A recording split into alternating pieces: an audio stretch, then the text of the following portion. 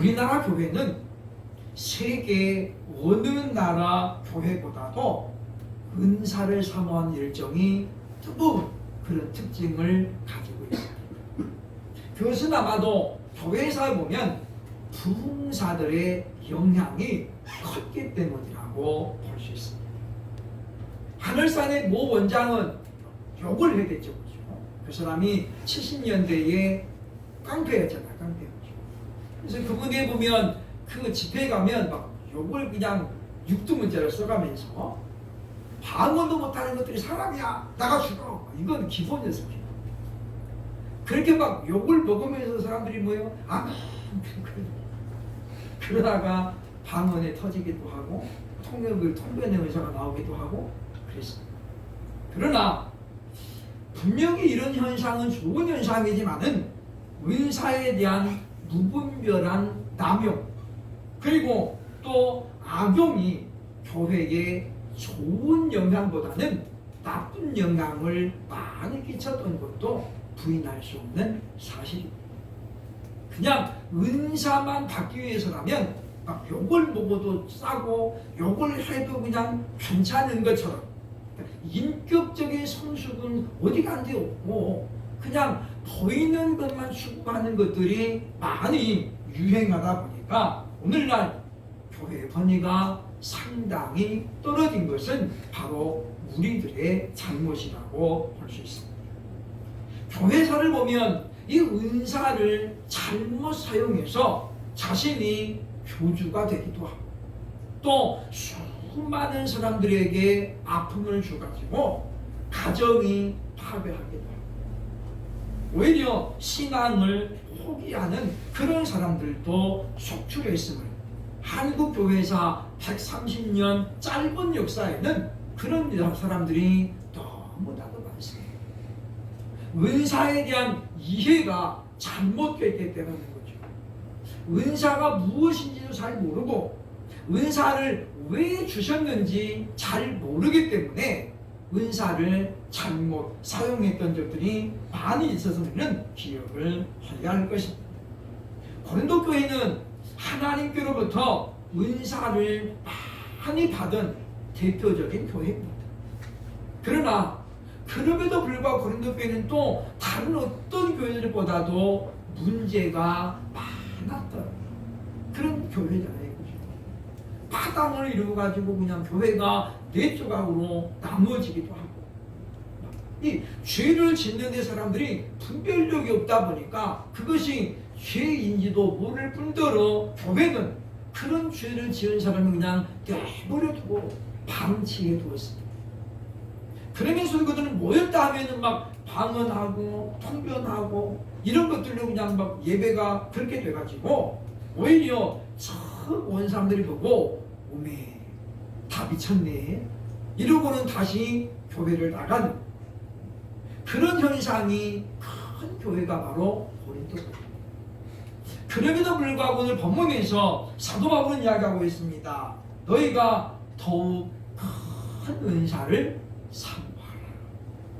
이 사모하다라는 단어가 원문에 보면 이 젤루에테라는 말, 젤루에테. 이 젤루에테라는 사모하다라는 말은 사전을 보면 열렬히 사모하다, 열렬히 부하다라는 뜻입니다. 그런데 그 다음에 사전에 보면 무슨 뜻이냐면 젤루에테라는 말은 무슨 뜻이냐면 질투하다, 시기하다. 그러니까 동전의 양면 같아. 이쪽에 보면 열렬히 사모하라 그랬는데 뒤에서 보니까 뭐예요? 질투하다 라는 뜻을 갖고 있어요.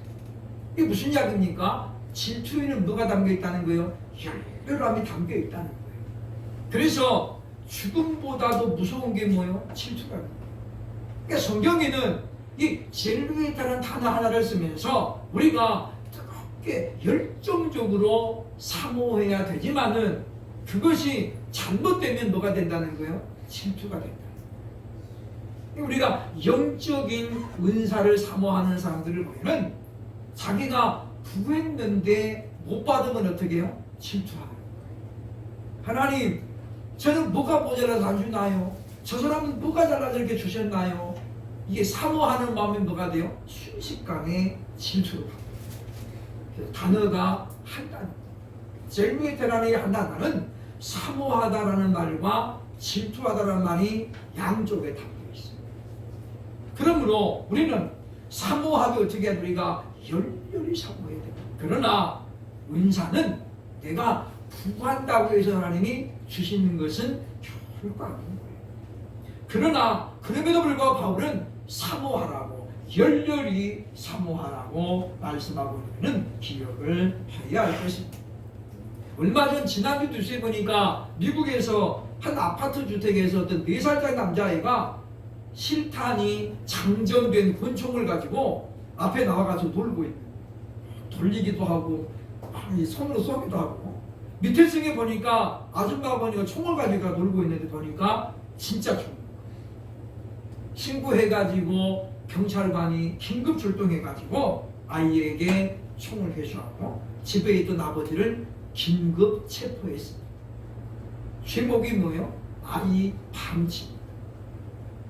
실탄이 장전되는 아이, 이 실수라도 떨어져가지고 만약에 방아쇠가 당겨지면은 큰일 나는 거잖아요. 장난감이 아니라 살인을 할 수 있는 무기가 됩니다.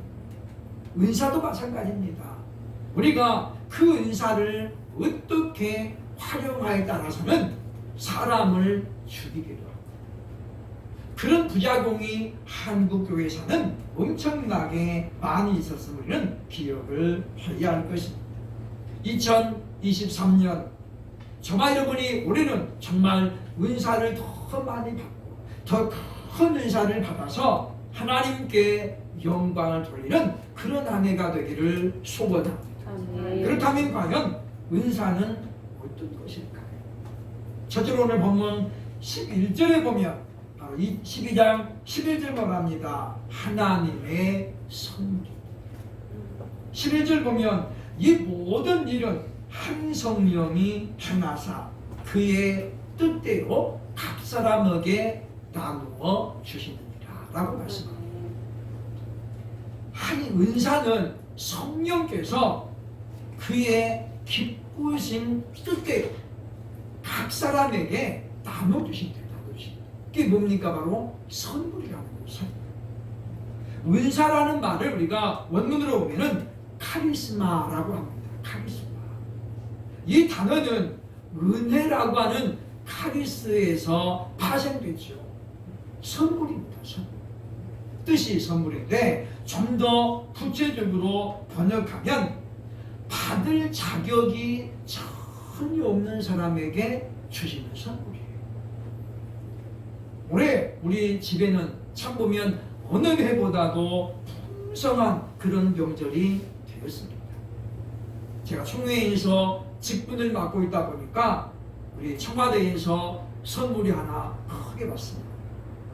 청와대 사인해가지고 대통령 내외 이름으로 선물이 하나 왔습니다.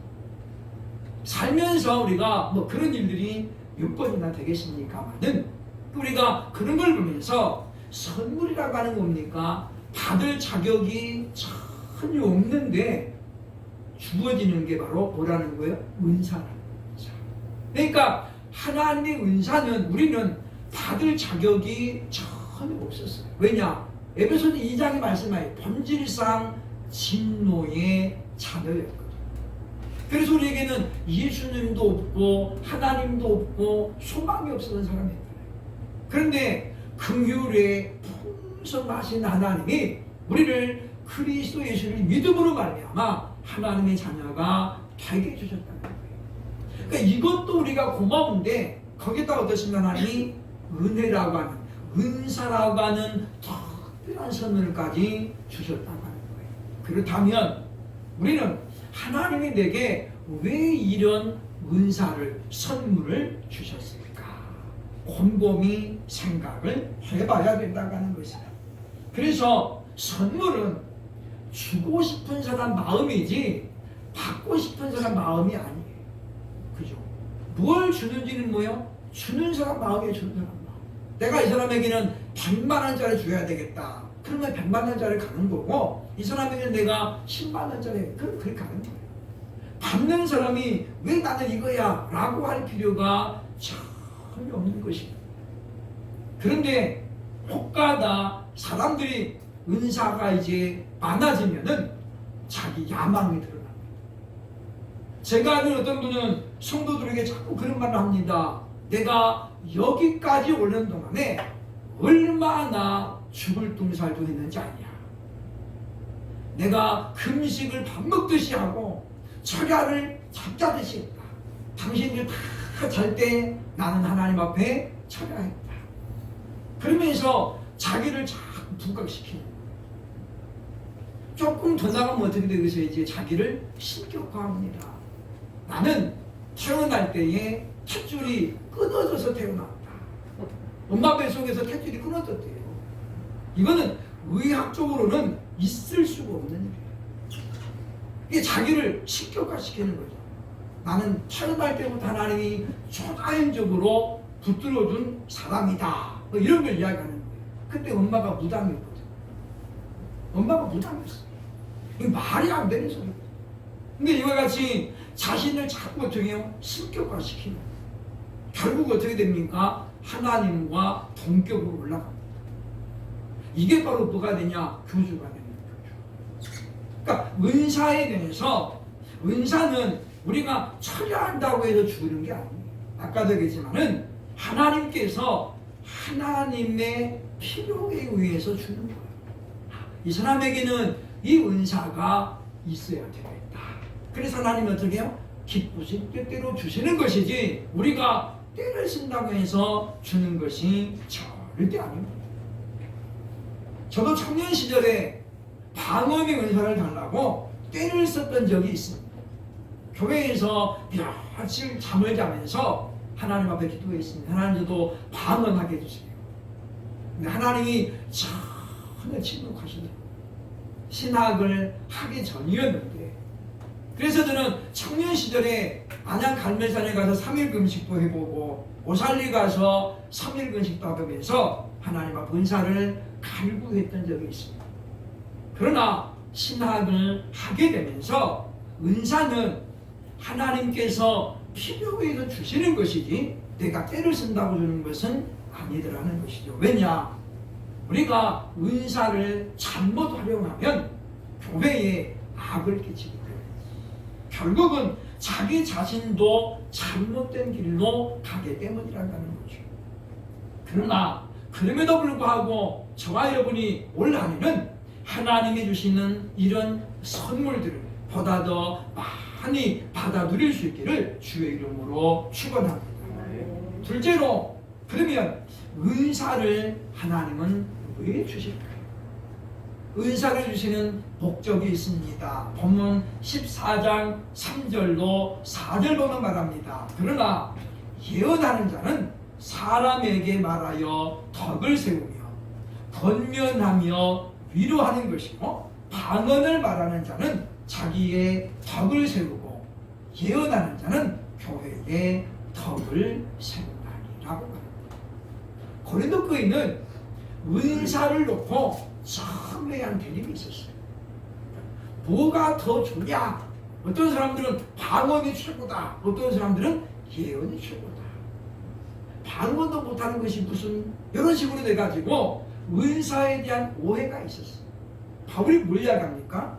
방언은 자기에게 덕을 세우는 거지만은 예언은 교회에 덕을 세우고 권면하며 위로하는 것이다. 사도 바울은 명확하게 지금 정리를 해줍니다. 그러니까 하나님 우리에게 은사를 주시는 목적이 뭐라는 거예요? 첫째가 교회에 덕을 세우기. 그러니까 우리는 생각해야 됩니다. 하나님이 지금 내게 이 은사를 주셨는데 과연 나는 교회에 지금 어떤 덕을 내가 지금 끼치고 있는가? 성도들을 권면하고 위로하라고 주셨는데 과연 지금 내가 이 은사를 가지고 몇 사람이나 권면하고 위로했는가? 은사자들이 가장 범하기 쉬운 죄가 뭐냐면 사람들을 실족시키는 거예요. 상처 주는 거예요.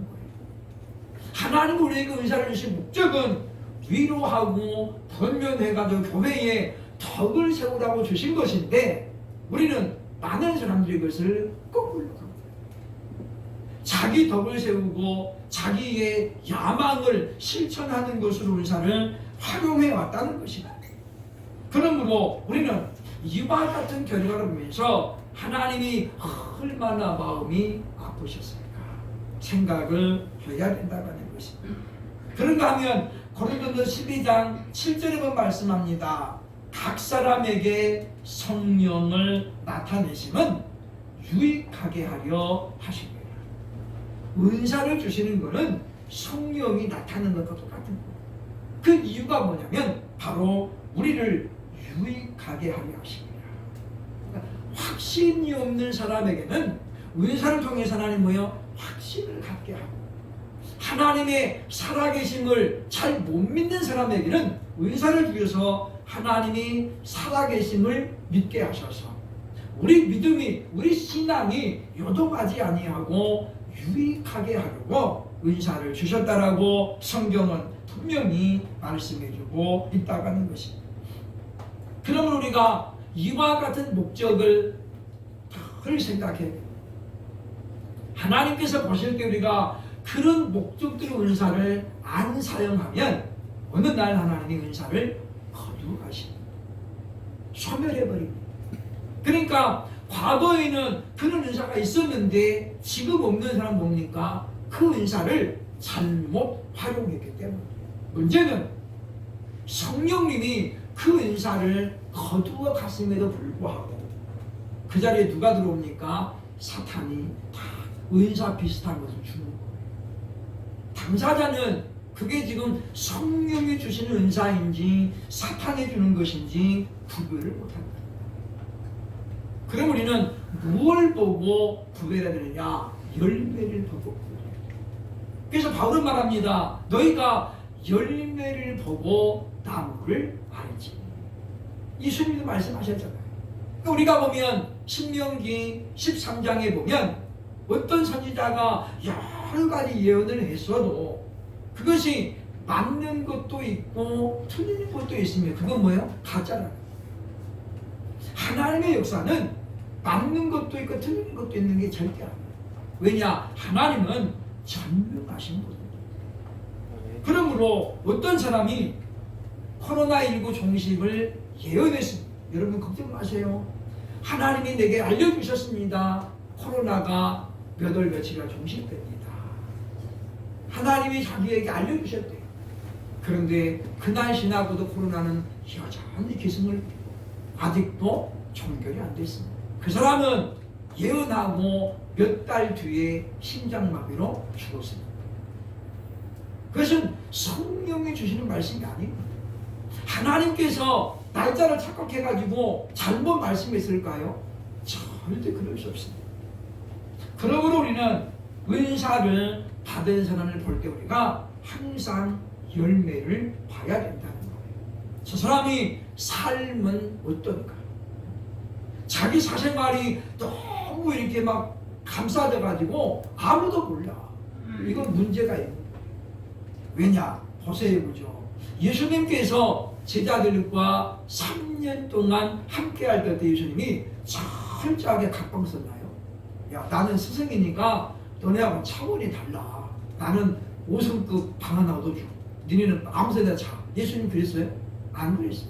똑같이 먹고 똑같이 자고 그랬습니다. 오픈돼야 됩니다. 근데 너무 이렇게 막 은사 받은 사람들이 자기들 신령하게 가지고 아무도 집에 못 오게 하고 아무도 내 생활을 안 알라지. 그게 뭐예요? 이미 신비주의에 갇혀있는. 목사들이 사고 치는 사람들이 많은데 왜냐하면 오픈되지 않을 때 그렇습니다. 은둔형 목사들이 많습니다. 아무하고도 교제 안 해요. 그리고 뭐라고 그래? 나는 하나님과 1대1로 합니다. 기도만 많이 하고 혼자 성경만 많이 판대요. 그런데 그런 분들이 뭐 사고를 치면 제대로 칩니다. 그래서 성도의 교제는 성도들만 필요한 거 아니에요. 주의종들도 교제가 분명히 필요합니다. 그래서 다른 목사님들을 많이 만나가지고 목회 정보도 나누고 함께 기도도 나누고 우리 이렇게 어려운데 기도해 주시고 또 다른 사람이 기도 요청하면 우리도 함께 해주는 이와 같은 오픈이 됩니다. 그러므로 특별히 하나님이 은사를 주신 사람들은 자기를 너무 이렇게 신비롭게 포장하면 안 돼요. 나는 매일 금식합니다. 이거 결코 정상이 아닙니다. 하나님 말씀하죠. 너희가 힘써 일하라. 저도 금식해봤지만은 금식하면은 힘써 일할 수가 없습니다. 밥심으로 사는 거는 우리나라만이 아니에요. 영양분이 공급돼야 우리 몸이 활기차고 움직일 수 있다는 거예요. 그러므로 사랑 여러분이요, 은사는 고린도전서 12장에 9가지만 나오는 게 아닙니다. 오늘 본문에 나오고 있잖아요. 그렇죠? 보면 은사는 뭐가 있냐면 오늘 본문에 나옵니다는 서로 돕는 것도 은사입니다. 그리고 잘 다스리는 것도 은사라는 거예요. 그러니까 잘 가르치는 것도 은사입니다. 우리가 아는 건 많은데 가르치는 재능이 없는 것들 있잖아요. 그러니까 연구는 책도 잘 쓰는데 그거를 말로 설명 뭐라 그러면 전혀 못하는, 뭐가 없는 거예요? 가르치는 은사가 없는 거예요. 또 지도력은 있어야 되는데 지도자가 리더십 없으면 뭐예요? 이거는 남을 다스리는 은사가 없는 거예요. 그리고 우리가 은사가 꼭 9가지만 있다라고 우리가 우기면 안 되는 거예요.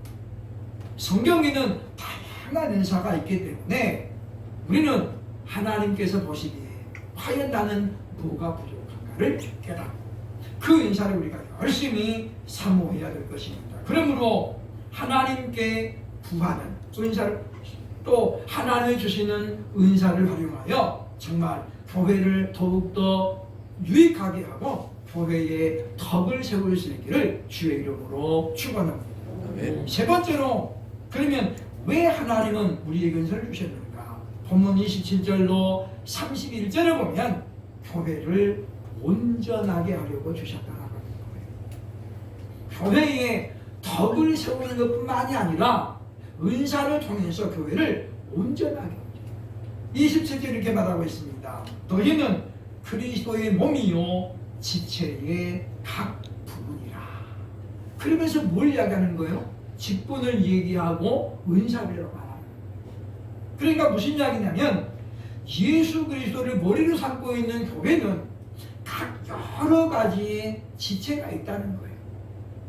그 지체는 뭡니까? 손가락 10개, 발가락 10개, 눈, 코, 귀, 입 이런 걸 말하는 거잖아요. 그러니까 이 지체들이 자기 역할을 충실하게 잘 감당할 때에 우리 몸은 뭐예요? 건강하고 그리고 활동적인 몸이 되는 거예요. 다시 말하면 정상적인 교회가 되어진다고 하는 것입니다. 이를 위해서 하나님이 직분을 주시고 그 직분을 잘 감당하기 위해서 주시는 게 뭐냐면 은사랍니다. 그러니까 성경에 보면 하나님은 은사를 한 사람에게 몰아주시지 않습니다. 바울이 얼마나 은사가 강했습니까? 적어도 바울에게는 성경에 보면 4가지 은사가 나옵니다. 방언의 은사. 바울이 그러고 내가 다른 사람보다 더 방언을 사람을 감사히 여기노라. 받았다는 거죠. 두 번째 뭐예요? 바울은 통변의 은사가 있었습니다. 세 번째 뭡니까? 예언의 은사가 있었습니다. 바울을 통해서 말합니다. 너희는 더욱 큰 은사를 사모하라. 그리고 13장에 사랑으로 가는 거예요. 그래서 많은 사람들이 성령의 은사로 사랑을 말하는데 은사는 사랑이 아니라 열매입니다. 그죠? 왜냐하면 갈라디아서 5장 22절 23절을 보면 오직 성령의 열매는 뭐가 나와요? 사랑과 첫 번째 나오는 사랑이에요. 그러면 사랑은 은사도 되고 열매도 되나요? 그럴 수 없습니다. 열매면 열매, 은사면 은사지 하나가 그냥 이것도 배우죠. 그럴 수 없습니다. 사랑은 은사가 아니라 열매입니다. 성령을 경험한 사람은 누구를 막론하고 사랑이라는 열매를 맺어야 되는 거예요. 은사는 받은 사람만 맺는 거예요. 그렇죠? 우리가 만약에 사랑을 은사라고 본다면 하나님이 내게 은사를 안 줬으면 우리는 어떻게 해요? 살아갈 수 없는 거예요. 그러면 평생 독신으로 살아야 되고 자녀를 낳아도 어떻게 해요? 방치. 그게 누구 책임이에요? 하나님 책임.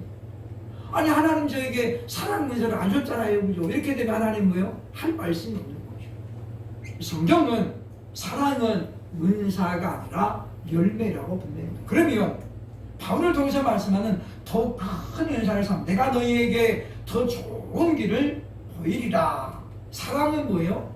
은사를 이루는데 더 좋은 길이라는 거예요.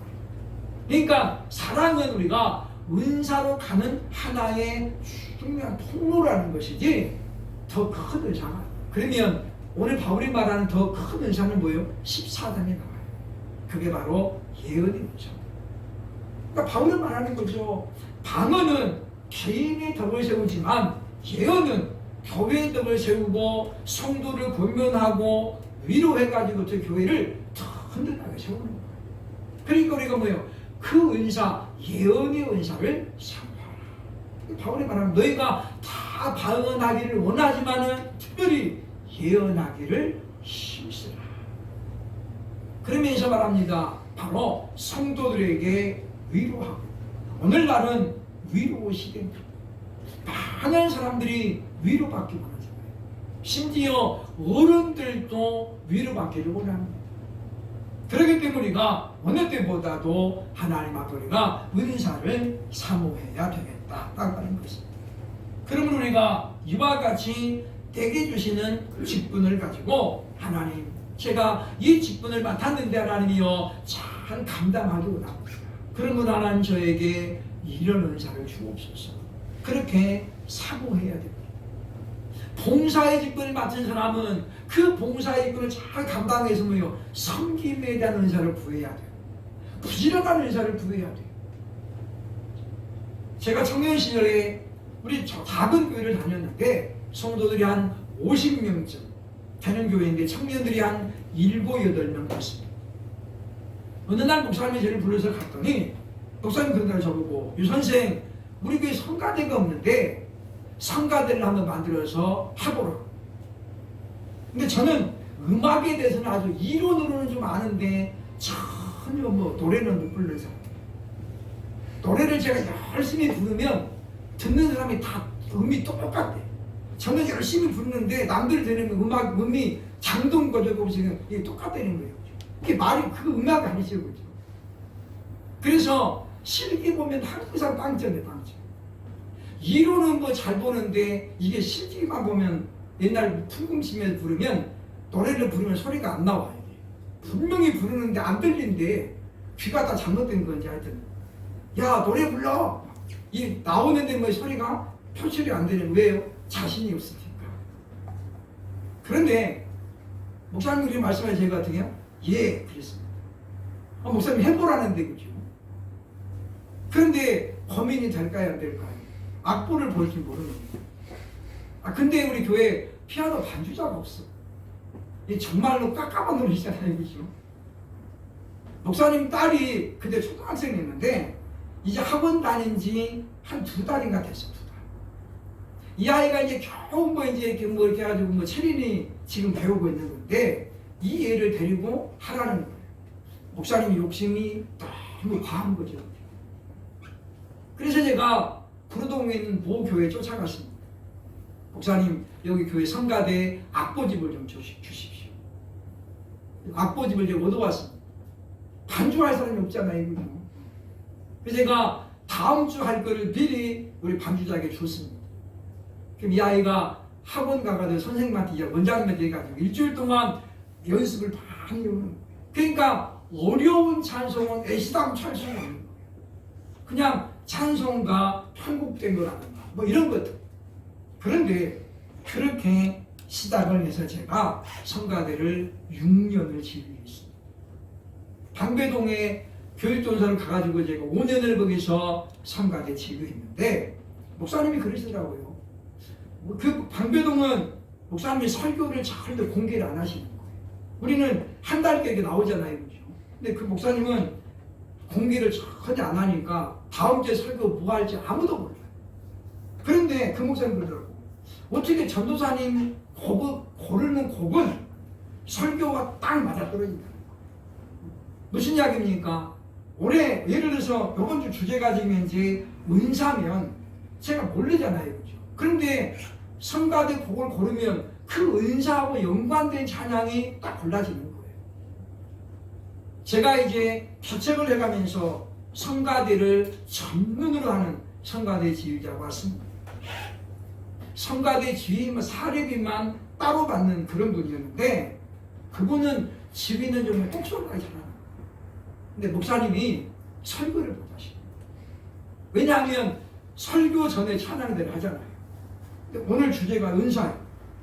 근데 주제가 뭐예요? 지금 전혀 다운받기는 무슨 그런 내용을 가는 거예요. 성가대. 그러면 이게 설교자가 지금 이 말씀으로 기도를 했는데 느닷없이 사냥에 그냥 딴 주제가 나오면 어떻게 설교자가 혼선이 오는 거예요.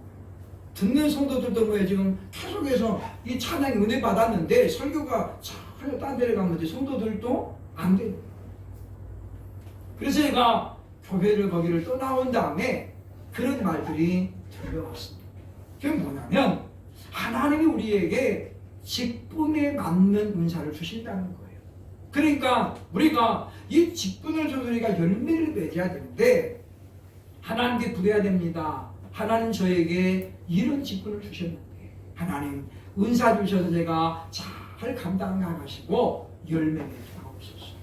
그래서 금년에는 하나님이 주신 선물을 받아서 우리 자신도 유익하게 될 뿐만 아니라 교회에 덕을 세우고 그래서 결과적으로 하나님께 영광을 돌릴 수 있는 더 큰 영광을 돌리기 위해서 더 큰 은사를 사모하는 저와 여러분 될 수 있기를 주의 이름으로 축원합니다. 아멘.